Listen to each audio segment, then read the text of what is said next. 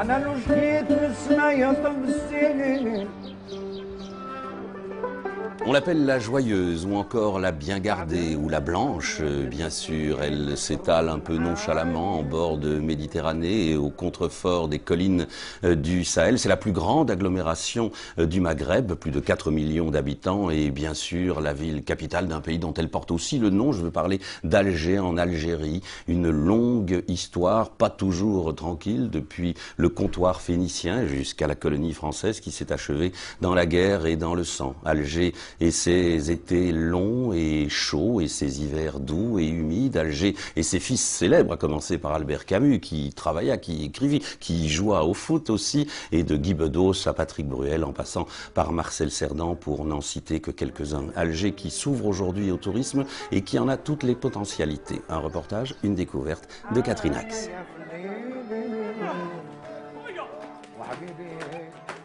L'Algérie, un immense pays de 2 300 000 km², le plus grand du pourtour méditerranéen.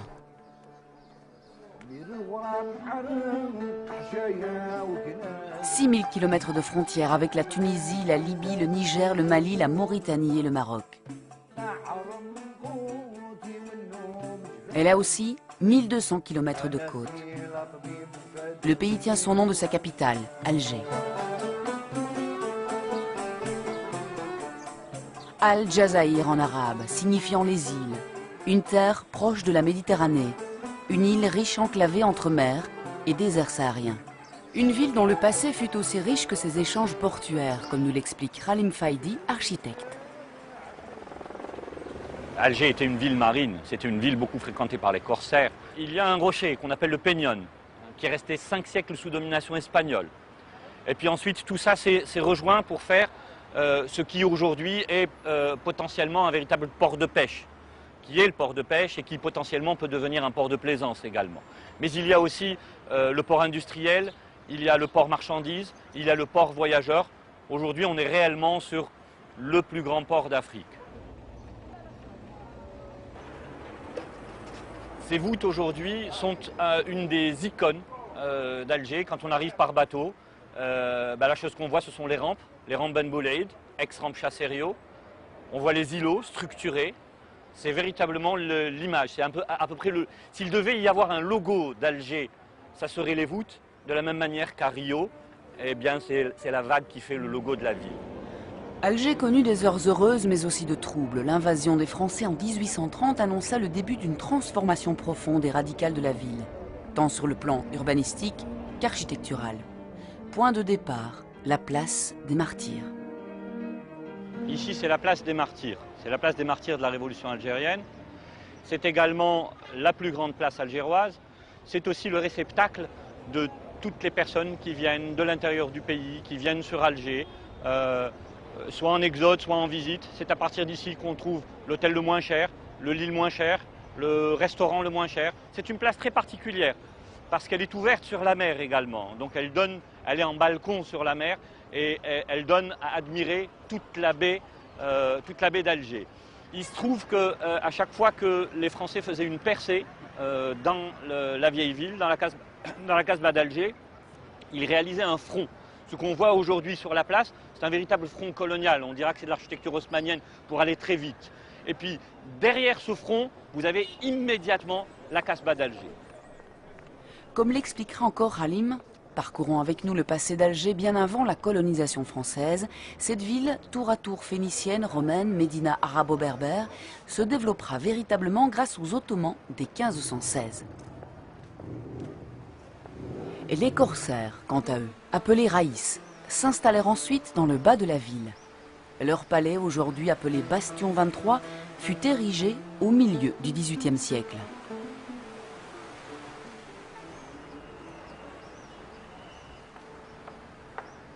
Le plus célèbre des corsaires, Barberousse, développera la ville en bâtissant une citadelle sur laquelle naîtra la Casbah. Une cité dans la cité qui descend en cascade pour venir mourir dans la mer.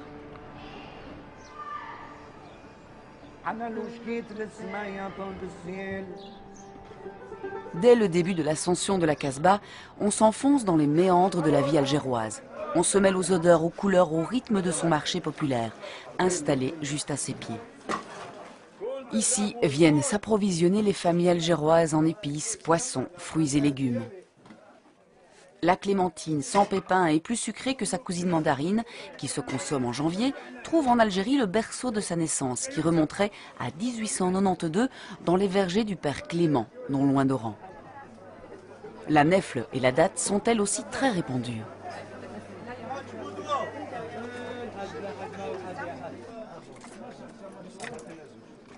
Pour nous guider dans ces méandres, nous avons rencontré la mémoire de la Casbah, Monsieur Moulouj Aïdj Zoubir.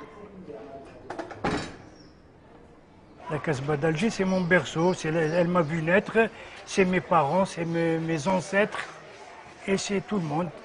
C'est mon histoire, mes racines, et j'y suis jusqu'à présent. La Casbah, elle paraît très grande pour certains.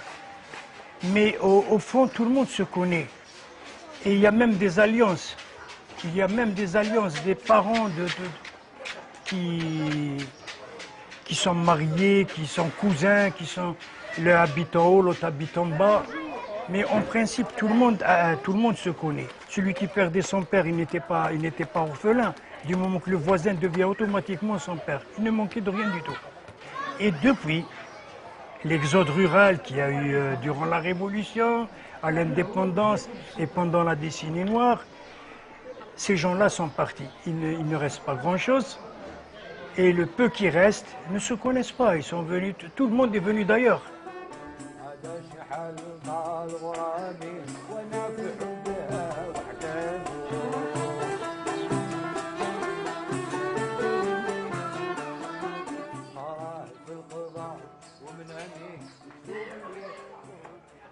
السلام عليكم. راك مليح يا سيدي. الله يهنيك. اعطينا اتاي صغير ما تكثرش بزاف. Nous sommes ici un peu dans un lieu ancien et mythique, Zoubir. Oui, vous êtes dans un endroit qui date d'un siècle ou peut-être plus. Et le monsieur, le gérant du café, tient à collectionner des photos telles que Ali Lapointe, c'était, disons, une figure emblématique d'Alger, surtout dans le film La bataille d'Alger, un héros de la Casbah. Et même les enfants, les femmes chantaient Ali Lapointe. Et au nom d'Ali Lapointe, les militaires français à l'époque, ça leur donnait un frisson d'entendre son nom. Et Ali a fait parler de lui durant toute la Révolution. Il est mort en martyr avec 4 de ses compagnons, dont une jeune fille qui était étudiante, Hassiba Bembou Ali.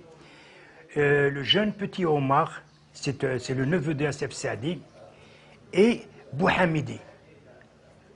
La 4e personne, c'était Bouhamidi. Voilà. C'était la fin tragique d'Ali Lapointe. Du nom de leur héros, les Casbadji ont nommé leur rue. Pas une d'elles qui ne fasse référence à un martyr de l'indépendance, car la Casbah fut le théâtre d'une résistance farouche. Lors de la colonisation, les Français craignaient cet endroit sombre et désorganisé. Ils changèrent les noms arabes en rue du Diable, du Lion, de l'Hydre, des Vandales. Aujourd'hui, les Algérois se sont réappropriés les lieux. Ils continuent à vénérer les jeunes héros, mais aussi les plus anciens comme Sidi Abderrahmane, en son mausolée édifié au XVIIe siècle en l'honneur du saint patron de la ville. Les femmes viennent y allumer des bougies et solliciter la bénédiction du saint homme. En tournant autour de son tombeau, elles font des vœux dans la Kouba. Les étoffes de soie côtoient les lustres offerts, dit-on, par la reine Victoria, touchée par la grâce des lieux.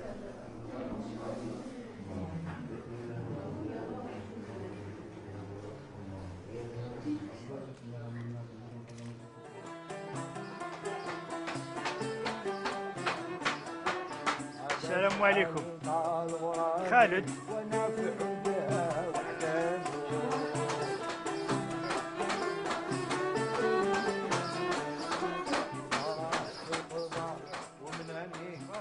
Alors, monsieur Khaled, c'est un habitant de la Casbah, il est natif de père en fils, et il tient encore à son métier. C'est ce qu'on appelle, il est en train de faire un travail qui est ni cloué ni rien du tout. On appelle ça qata' maqtou', c'est-à-dire mâle et femelle. Mâle et femelle, qata' maqtou' avec des pièces. Et vous voyez là. Alors, la seule différence qu'il a aujourd'hui, c'est qu'il a quand même des machines. À l'époque, ça se faisait à la main. Son père, qui était là avant lui, faisait ça à la main. Il n'avait pas tout ce... Et M. Khaled, on doit lui dire merci, parce que tous les ans, il prépare une classe de 2 à 3 jeunes qu'il forme et qu'il leur donne le métier. Nous devons lui tirer chapeau et lui dire merci, malgré qu'il n'est pas payé pour. Ça se perd, les petits métiers dans la Ça Casbah? se perd. Vous voyez ces jeunes-là à qui on donne ce travail-là. Alors là, en une année, il est formé, le jeune. Toute la Casbah, c'était des petits métiers, c'était des tisserands, des dinandiers, Et actuellement, ça se perd parce que les gens, on est arrivé au 21e siècle, les gens leur font de l'argent, l'artisanat ne fait pas vivre. Et M. Khaled n'arrive pas à réparer sa maison. Vous voyez comment elle est étayée, comme on a vu dehors, elle est complètement étayée.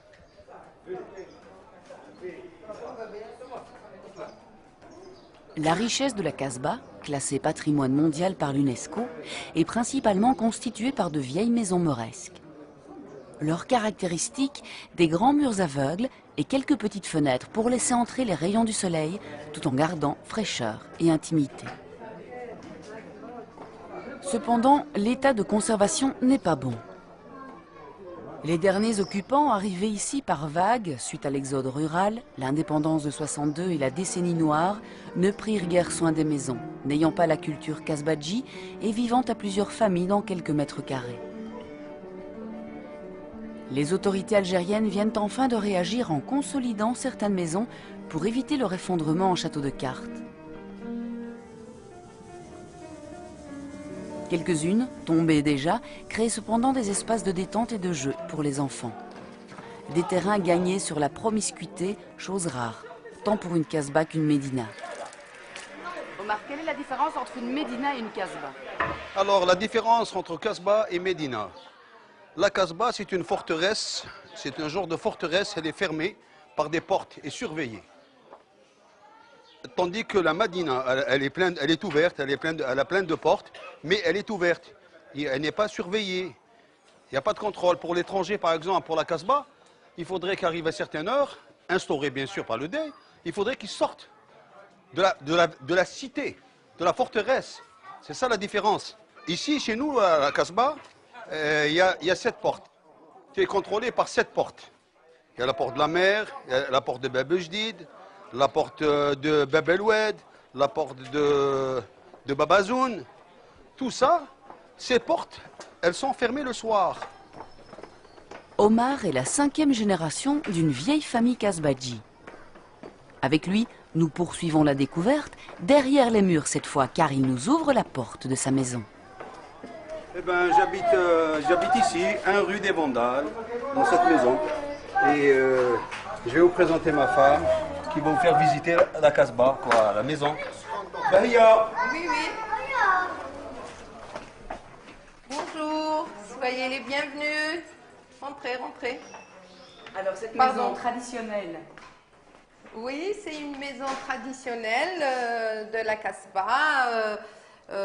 En général, toutes les maisons à la Casbah ont un patio parce que vous allez remarquer que toutes les maisons ont une seule façade dont les fenêtres sont à l'extérieur. Sinon, elles respirent du milieu. Donc, dans chaque maison, il y a un puits, comme ici, vous pouvez voir. Sinon, il y a des maisons qui n'ont pas de puits, mais il y a toujours un point d'eau. C'est une fontaine. Et les plus grandes, il y a même des jardins d'intérieur. Alors, là, c'est l'étage nuit, là où il y a les chambres, où il fait d'ailleurs plus frais. Traditionnellement, dans les maisons de la Casbah, il n'y a qu'un seul étage. Et au deuxième niveau, il y a juste une petite chambre qu'ils appellent la chambre des invités parce que c'est la plus éclairée. Mais mes beaux-parents à l'époque ont rajouté un étage vie, salon et cuisine. Là, vous pouvez voir la chambre si vous voulez. Ça, c'est ma chambre. Et de l'autre côté, c'est la chambre d'un de mes enfants. Mais c'est pas évident d'entretenir une vieille maison. C'est pas évident. Mais on essaye. On essaye de la restaurer avec les matériaux d'antan. Et une maison aussi bien restaurée, la Casbah n'en contient pas des dizaines. Mais les mentalités changent et l'on prend conscience que tout ce patrimoine, fer forgé, mosaïque ancienne, lustre, colonnade travaillée et tissus soyeux, constitue un trésor de savoir-faire depuis des siècles.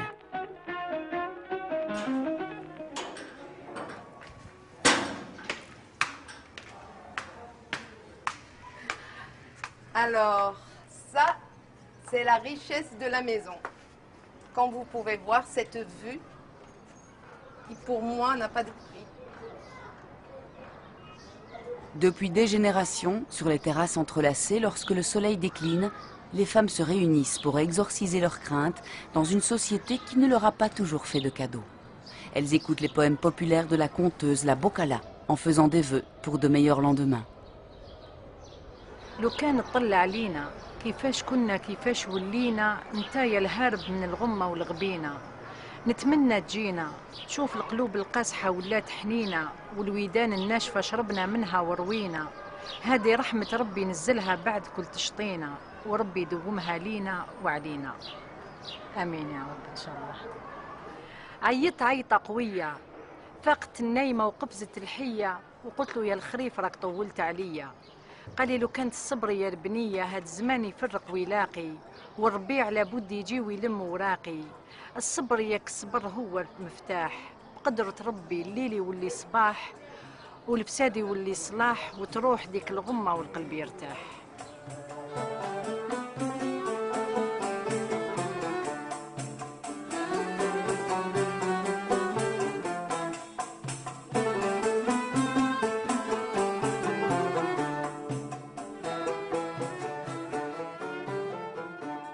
Des textes poétiques anciens, on en trouve aussi dans la musique shahabi.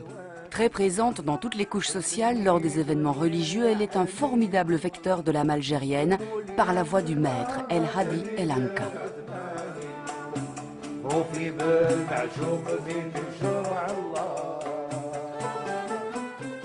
Le mot shahabi vient du mot shab. Shab, c'est le peuple. Donc, on peut dire que c'est la musique du peuple qui reflète tout ce qui vit le peuple comme bonheur et malheur, événements et tout ce qui s'ensuit.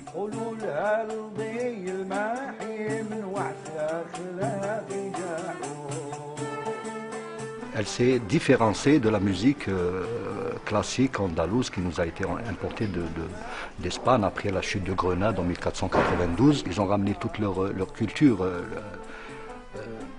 d'Espagne, les grandes bases, les modes, les rythmes, etc. Et elle a été innovée par nos maîtres, et notamment mon père, Allah yarhamou, Haj Mohamed Lanka. Aujourd'hui, l'orchestre shahabi se constitue d'instruments précis.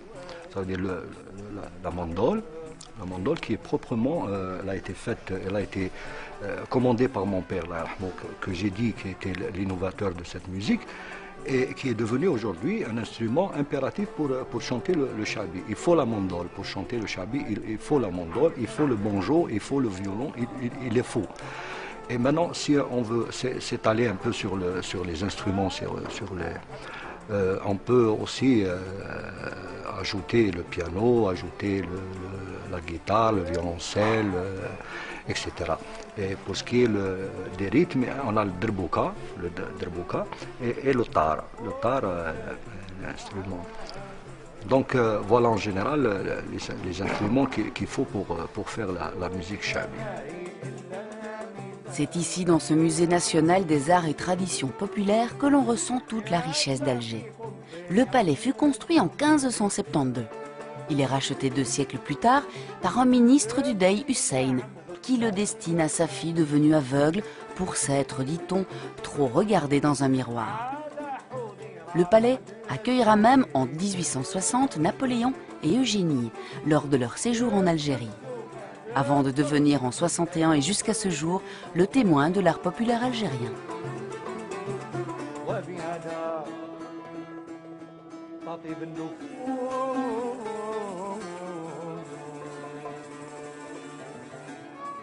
L'art, la poésie, la musique, mais plus que tout le théâtre furent des moyens de véhiculer les préoccupations du peuple et des outils de lutte pour l'indépendance et la reconstruction du dialogue social.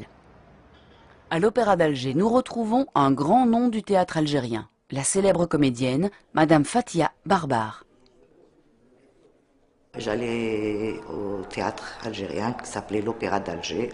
J'avais 10 ans, j'allais avec ma mère et j'assistais tous les vendredis après-midi qui étaient spécialement que pour les femmes. Et je voyais les pièces de théâtre et là j'étais vraiment tombée amoureuse du théâtre. Et j'ai dit à ma mère, écoute, un jour ou l'autre, je voudrais être comédienne. On faisait des pièces de théâtre avec des messages.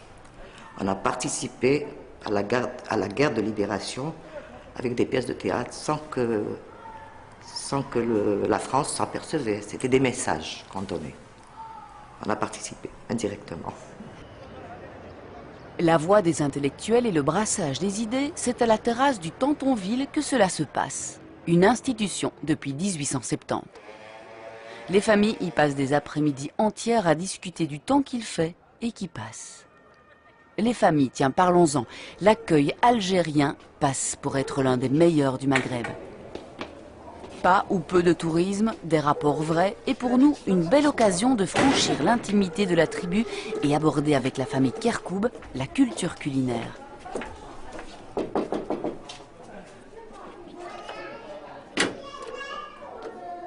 Nabila. Eh ben, ça fait plaisir, dis donc.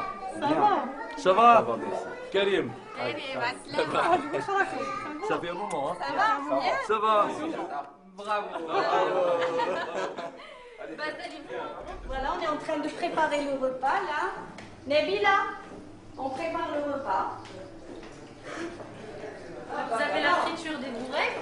Voilà, on va faire frire les bourrecs pour qu'ils soient bien chauds. C'est une pâte qu'on prépare et qu'on laisse reposer. C'est à base de farine, et de sel et d'eau et un peu de gras.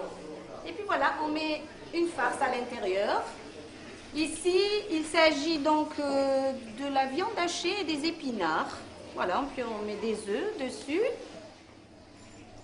Par exemple, pendant le ramadan, c'est la chose par laquelle on commence, avec la shorba que vous allez voir tout de suite, qui est également une appellation d'origine ottomane, qui veut dire soupe. Et c'est la soupe nationale, très, très riche. Ici, c'est une soupe à base de viande et de blé concassé, qu'on appelle shorba, comme vous a dit, qu'on appelle shorba. Voilà, là, donc j'ai laissé, donc pour la fin, ce qui lui manque, c'est, attendez, ça, c'est de la menthe séchée, hein. Je vais prendre un peu de menthe séchée. Voilà, je vais faire ça entre mes mains. Alors nous, ici à Alger, donc on met de la viande et de l'oignon. Ensuite, on met un peu de courgettes qu'on coupe en tout petits morceaux, un peu de carottes. Vous voyez, donc on met quand même un peu de légumes. On met des pois chiches et des petits pois aussi. On met des petits pois aussi à l'intérieur. Voilà, quand on fait cuire ensuite, on fait donc bouillir de belles tomates rouges, bien rouges. C'est une affaire de femmes, on va dire à 90%, dans 90% des cas, c'est les femmes. Les hommes s'intéressent, mais vraiment c'est par passion. Mais sinon, c'est la femme qui cuisine pour son mari. C'est la maman qui cuisine pour ses enfants, que ce soit fille ou garçon. Et c'est elle qui s'occupe de tout ce qui est cuisine, maison, ménage, c'est la femme. En Algérie, c'est la femme. Oui, moi c'est pas nouveau pour moi parce qu'à la maison, c'est sa spécialité. Ouais, je le fais. Ah oui, oui, oui. Mais tout le fait, je vais apprendre de mauvaises habitudes. Exactement. Donc ça a évolué, effectivement. Pourquoi? Parce que, vous pouvez dire, 80% des mamans travaillent maintenant, travaillent dehors. Donc, elles n'ont plus le temps d'être à la maison, de préparer. Et là, le mari, quand il rentre, il est obligé de mettre la main à la pâte s'il veut avoir le repas rapidement sur la table.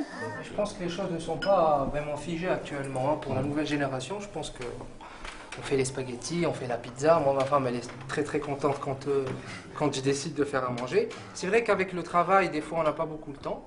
Mais je pense que dans la tête, c'est quelque chose qu'on accepte bien, il n'y a pas de problème. Ce qui est sûr, c'est qu'elles font à manger, je pense, mieux que nous, je pense. Ça, c'est sûr. La rechta se mange lors du ramadan, tous ensemble, dans le même plat, composé d'agneau, de navets et de pâtes. Du sucre lent, il en faut pour tenir toute la nuit, et le plus souvent en chanson.